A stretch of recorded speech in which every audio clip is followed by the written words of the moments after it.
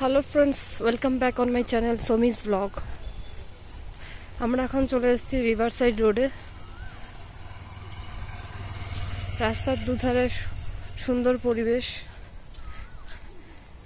Left হ্যান্ডের সাইডে জঙ্গল আর কিছু দেবদারু গাছ রয়েছে, তেঁতুল গাছ রয়েছে। এই জায়গাটা এত মনোরম পরিবেশ যে আপনার বারবার আসতে ইচ্ছে হবে।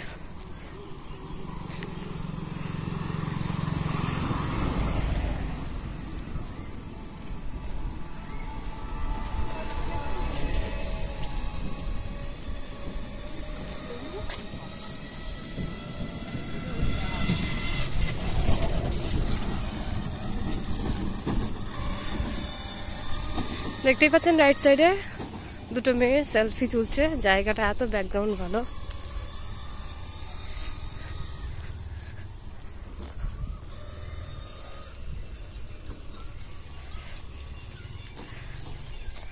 যারা রেগুলার এখান থেকে যাতায়াত করছেন, আজকে হয়তো তারা আসতে পারছেন না কোনো কারণে, তারা এই ভিডিওর মাধ্যমে দেখতে পারবেন আজকের রিভার সাইড রোডটা কেমন হয়েছে, কেমন লাগছে।